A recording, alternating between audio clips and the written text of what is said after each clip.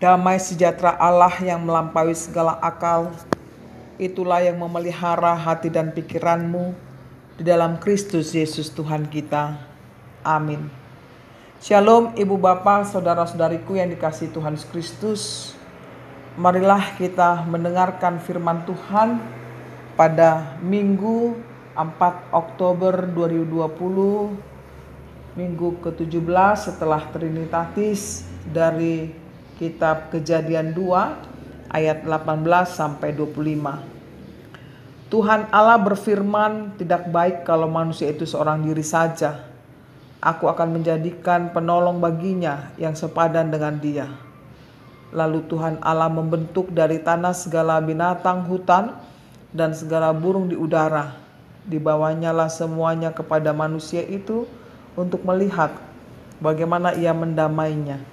Dan seperti nama yang diberikan manusia itu kepada tiap-tiap makhluk yang hidup, demikianlah nanti nama makhluk itu.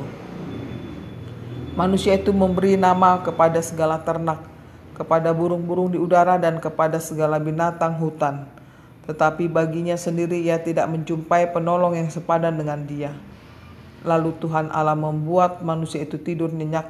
Ketika ia tidur, Tuhan Allah mengambil salah satu rusuk daripadanya, lalu menutup tempat itu dengan daging.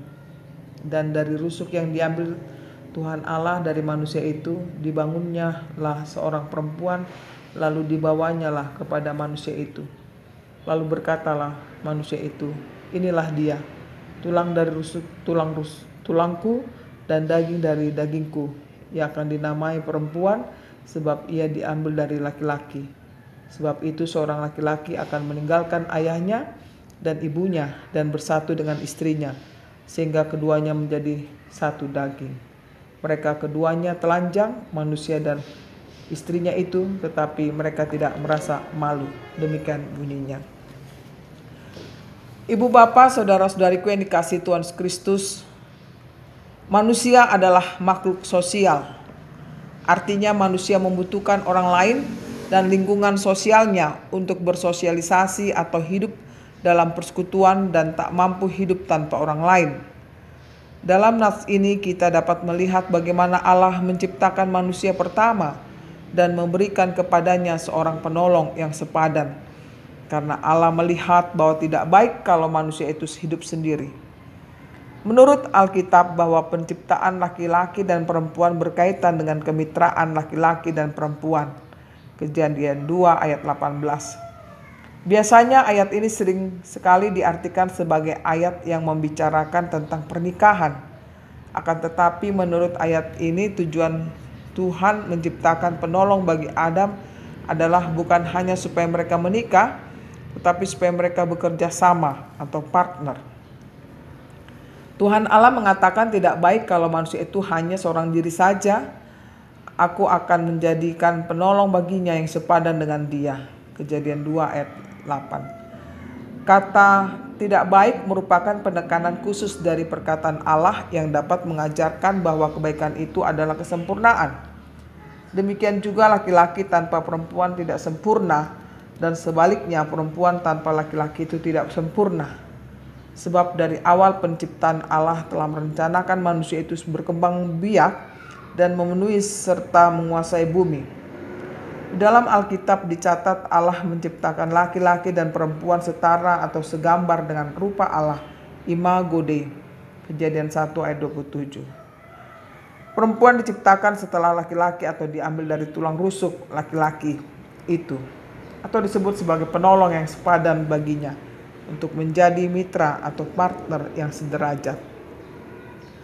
Kita dapat melihat bukti campur tangan Tuhan dalam setiap kehidupan kita, bukti dari cinta kasih-Nya kepada manusia. Ia menempatkan manusia itu di Taman Eden, artinya melalui inisiatif Tuhan itu sendiri. Ia telah menciptakan atau menjalin hubungannya yang baik kepada manusia itu dan memberikan segala kuasa atas segala ciptaan yang telah diciptakannya. Dalam ayat 20 tertulis, manusia itu memberi nama kepada segala ternak dan memberi kuasa untuk menaklukkan bumi dan supaya beranak cucu dan memenuhi bumi dengan keturunan yang mencerminkan gambar dan rupa Allah. Ibu bapak, saudara-saudariku yang dikasihi Tuhan Yesus Kristus, dalam nats ini ditunjukkan bagaimana Allah memberikan penolong bagi Adam, manusia pertama itu, dan penolong itu dinamakan perempuan. Allah menyebut perempuan itu sebagai penolong, ayat 18. Dalam Alkitab, bahasa aslinya yang sangat tidak enak didengar yaitu ezer, yang artinya pembantu atau bantu, seolah-olah seperti merendahkan derajat wanita. Padahal sebenarnya tidak, tetapi justru menaikkan derajat wanita. Sebab dalam Mazmur 121 ayat 1-2 dikatakan Tuhan disebut ezer, yang artinya penolong atau bantuan untuk Israel. Jadi istilah penolong dalam nats ini adalah justru mengagungkan nama perempuan, sebab yang lebih kuat kedudukannya adalah pihak yang menolong, bukan yang ditolong. Penolong itu bersifat sepadan, dikatakan sepadan karena perempuan itu adalah mitra sederajat yang tidak lebih rendah. Umumnya perempuan itu dipandang atau dianggap lemah. Peranan perempuan dalam masyarakat dan dalam dunia kerja pun sering dianggap tidak terlalu penting dibandingkan dengan laki-laki.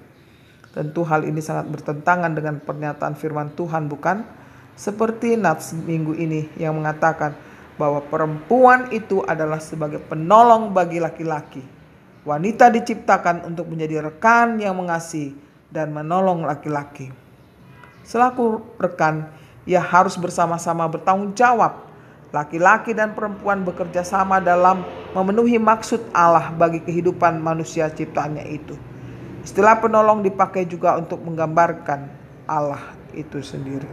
Mazmur 33 ayat 20, Mazmur 70 ayat 6, Mazmur 115 ayat 9. Seorang bapak gereja yang bernama Aurelius Agustinus menulis sajak tentang perempuan. Dikatakan, wanita diciptakan dari rusuk pria, bukan dari kepalanya untuk menjadi atasan, bukan pula dari kaki untuk dijadikan alas, melainkan dari sisinya untuk menjadi mitra sederajat, dekat pada lengannya untuk dilindungi, dan dekat di hatinya untuk dicintai. Artinya, ibu bapak sekalian, bahwa perempuan itu diciptakan untuk menjadi penolong yang sepadan untuk laki-laki. Ibu bapak, saudara-saudaraku yang dikasihi Tuhan Yesus Kristus, melalui nats firman Tuhan ini kita diajak semua supaya yang pertama, bahwa kita harus menyadari bahwa kita adalah makhluk ciptaannya. Sebagai makhluk ciptaan Tuhan, kita harus tunduk kepadanya. Sebab tujuan utama dalam kehidupan manusia di dunia ini adalah untuk melakukan kehendak Allah. Yang kedua, istilah penolong bukan berarti bahwa perempuan itu memiliki status yang lebih rendah. Tetapi penolong itu adalah orang yang mendukung dan memberi kontribusi serta menghormati. Penolong yang sepadan berarti cocok, sesuai atau tepat. Dengan melihat pengertian sepadan, jelas kalau perempuan itu bukanlah pembantu tetapi penolong untuk laki-laki. Penolong untuk melaksanakan perintah Allah dalam melakukan perintah Allah. Laki-laki itu membutuhkan penolong dan penolong itu adalah perempuan itu sendiri. Yang ketiga, tentu menjadi mitra itu memang tidak gampang, saudaraku. Diperlukan kematangan, saling menghargai, mengakui, dan mampu mengagumi keunggulan pihak lain. Sebagai mitra, laki-laki dan perempuan haruslah saling melengkapi. Jika yang satu lebih berani, yang lain harus berhati-hati dan cermat serta saling mendukung antara satu sama lain. Demikianlah firman Tuhan kami sampaikan, kiranya kita bisa melakukannya, bahwa Tuhan telah berbicara kepada kita. Di hadapan Tuhan kita adalah setara. Amin. Kita berdoa. Terima kasih Tuhan untuk firman-Mu yang telah kami dengar pada hari Minggu ini, di mana kami diajarkan untuk kami mengenal siapa kami di hadapan-Mu, bahwa kami adalah ciptaan-Mu ya Tuhan, yang hendak melakukan kehendak-Mu. Kehadiran perempuan di tengah-tengah dunia ini adalah sungguh berarti untuk menolong laki-laki di tengah-tengah dunia ini. Kiranya dengan kami saling bisa bekerja sama, Tuhanlah yang memberkatinya dan memampukan kami untuk hidup saling bergandengan tangan melakukan karya-Mu di tengah-tengah dunia ini.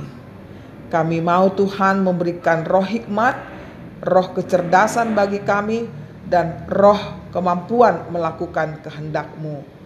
Karena Engkau menghendaki Tuhan bahwa kami perempuan dan laki-laki diciptakan untuk memenuhi kehendak-Mu saja. Kami berserah Tuhan, berkati kami semuanya. Dalam Yesus Tuhan kami. Amin. Terimalah berkat Tuhan, kasih karunia dari Tuhan Yesus Kristus dan kasih Allah Bapa serta persekutuan Roh Kudus menyertai saudara semuanya. Amin.